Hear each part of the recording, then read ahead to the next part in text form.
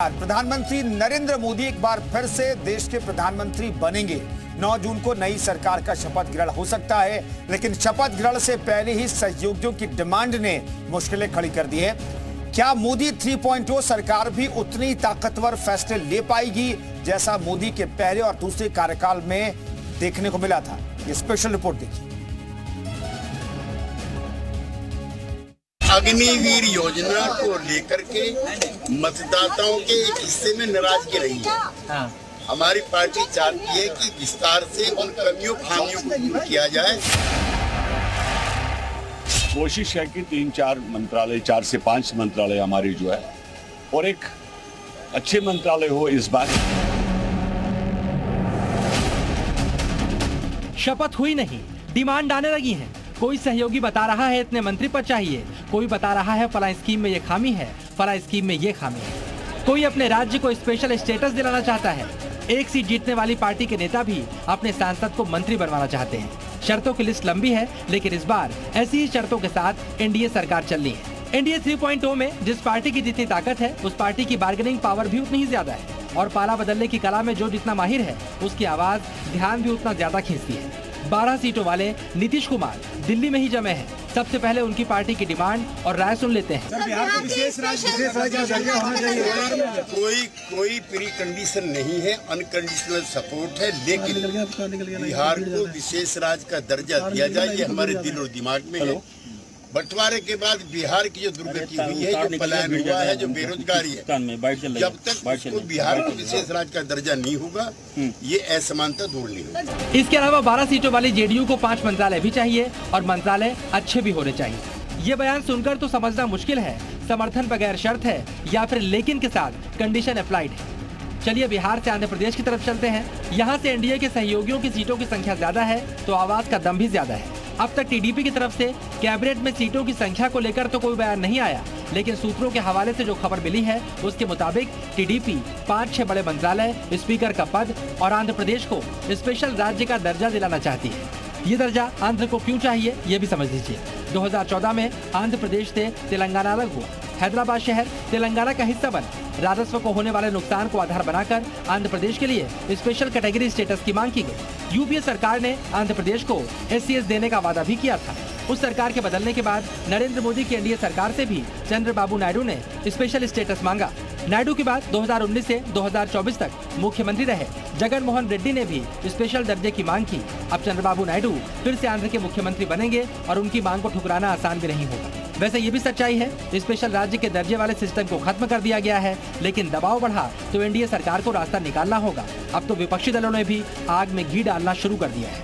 2014 में बिहार के लिए भी उन्होंने वादा किया था कि स्पेशल कैटेगरी स्टेटस देंगे, विशेष दर्जा दिया जाएगा ताकि निजी निवेश आए, टैक्स छूट मिले निजी निवेशकों को। नीतीश कुमार जी ने 10 साल से ये मांग की है, प्रधानमंत्री चुप्पी नहीं तोड़े। पर अब क्या वो बिहार को भी विशेष दर्जा देंगे? कुल मिलाकर गठबंधन के मित्रों के तेवर और डिमांड देखकर तो यही लग रहा है, मोदी 3.0 में देश की चुनौतियों के साथ साथ गठबंधन के सहयोगियों की तरफ से मिलने वाली चुनौतियों से भी सरकार को निपटने की कला सीखनी होगी। और अब तक बहुमत की सरकार चलाने वाले मोदी ये कैसे करेंगे, इसे देखना दिलचस्प होगा। ब्यूरो रिपोर्ट, जी मीडिया। और अब आपको बताते हैं कि आखिर नीतीश कुमार 3 मंत्रालय से ज्यादा क्यों मांग रहे हैं। दरअसल वो तीनों मंत्रालय कौन कौन से हैं, ये दरअसल समझिए, और किस तरीके से वो बिहार को साधने की तैयारी कर रहे हैं, इसे आपको समझना होगा। और क्या नीतीश कुमार की डिमांड एनडीए सरकार और प्रधानमंत्री मोदी मानेंगे, ये अपने आप में बड़ा सवाल है। नीतीश कुमार की डिमांड क्या है, ये दरअसल समझिए। नीतीश कुमार कह रहे रेल मंत्रालय, रेल मंत्री के तौर पर वो पहले भी काम कर चुके हैं। रेल मंत्रालय चाहते हैं, किराए में रियायत से राहत दे सकते हैं। रेल मंत्रालय के जरिए बिहार को राहत मिल सकती है, बिहार जाने वाली ट्रेनों की संख्या बढ़ा सकते हैं, बिहार के लिए स्पेशल ट्रेन शुरू कर सकते हैं। हालांकि ट्रेनें शुरू की गई लेकिन उस तादाद में नहीं शुरू की गई जहां लोगों को राहत मिल सके, इतनी ट्रेनें नहीं शुरू की गई है। मंत्रालय से कई तरीके से बिहार के लोगों को साधने की कोशिश करेंगे। तो अगली मांग क्या, ये भी हम आपको बताते हैं कौन सा मंत्रालय वो चाहते हैं। दूसरा मंत्रालय है वो है कृषि मंत्रालय। कृषि मंत्रालय के जरिए किसानों को साधने की कोशिश करेंगे। बिहार में किसानी अपने आप में अभी भी बेहद महत्वपूर्ण है वहां की आर्थिकी के लिए। तो किसानी के जरिए तमाम लोगों को साधने की कोशिश करेंगे। बिहार को स्पेशल पैकेज दे सकते हैं मुख्यमंत्री नीतीश कुमार, अपने कृषि मंत्री के जरिए ये देने की कोशिश उनकी हो सकती है। इसके अलावा तीसरा जो मंत्रालय कौन है ये भी आपको बताते हैं। वित्त मंत्रालय की भी मांग कर सकते हैं। और क्यों कर सकते हैं? बिहार के लिए ज्यादा बजट दे पाएंगे। स्पेशल स्टेटस की मांग वो एनडीए सरकार से पहले ही कर चुके हैं। विकास की योजनाएं पहुंचा सकते हैं बिहार तक, और स्पेशल कैटेगरी अगर बिहार को दिला पाते हैं तो इससे फायदा होगा बिहार को, बिहार के लोगों को। इसलिए वो 3 महत्वपूर्ण मंत्रालय मांग रहे हैं। लेकिन क्या बीजेपी ये तमाम जो महत्वपूर्ण मंत्रालय है वो जेडीयू के खाते में देने के लिए तैयार है? अपने आप में बड़ा सवाल है। हम ये जानने की कोशिश करेंगे। इस पर मंथन, ऐसा लग रहा है कि मंथन किया जा रहा है। सहयोगियों की अपनी डिमांड है, लेकिन बीजेपी उन्हें कैसे साधेगी, क्या होगी मोदी 3.0 का फॉर्मूला क्या होगा, ये भी समझिए। दरअसल सूत्र कह रहे हैं कि जो कमेटी है उसका यानी कि सुरक्षा संबंधी कैबिनेट समिति के प्रभारियों की बात करें, मंत्रालयों की बात करें तो बीजेपी अपने पास रखेगी। बीजेपी के पास गृह और वित्त मंत्रालय रहेगा। सूत्र ये बता रहे हैं। विदेश और रक्षा मंत्रालय भी बीजेपी के पास ही रहेगा। ये फिलहाल लगभग कंफर्म है।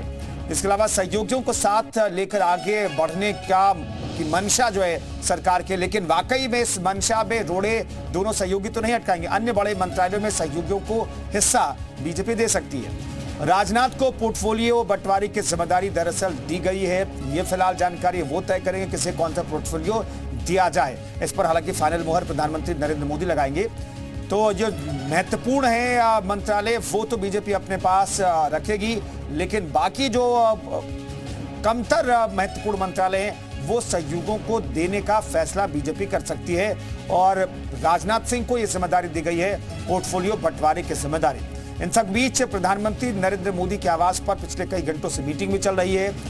बीजेपी के कद्दावर नेता वहां पर मौजूद है, बीजेपी अध्यक्ष वहां पर मौजूद है, और बीजेपी के चाणक्य कहे जाने वाले अमित शाह की मौजूदगी भी प्रधानमंत्री नरेंद्र मोदी के घर पर उनकी है।